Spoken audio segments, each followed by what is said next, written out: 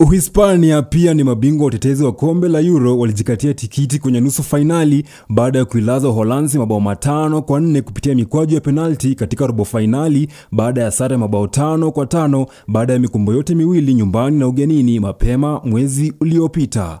Ufaransa ambao ni mabingwa wa kombe la dunia mwaka 2018 walifuzu kwa nusu fainali hiyo baada ya kuigaragaza Croatia kwenye hatua ya robo fainali kupitia mikwaju ya penalti baada ya sare ya 2-2 nyumbani na ugenini.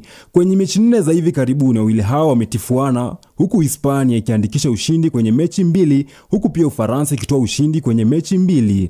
Aidha, wawili hawa hawajawahi andikisha sare wanapokutana. Kwenye matokeo ya mechi ya nusu fainali nyingine ya kombe hili iliyochezwa jana usiku ni kuwa timu ya taifa ya Ureno chini ya uongozi wake Roberto Martinez walijikatia nafasi katika fainali baada ya kuilaza Ujerumani mabao 2-1 kwenye mechi iliyochezwa ugani Allianz Arena jijini Munich, Ujerumani. Ureno sasa itakabiliana na mshindi kati ya Ufaransa na Uhispania kwenye fainali ya kombe hili. Fainali hiyo ikiratibiwa kusakatwa tarehe 8 mwezi huu katika uga wa Allianz Arena. Mashindano haya ni awamu ya 4 tangu mashindano haya yang'oe nanga rasmi mwaka 2019. Washindi wa makala yaliyopita tangu kuanzisha kwake rasmi mwaka 2019 ni Ureno, huku Ufaransa na Uhispania wakitoa ubingwa huo mara moja kila mmoja.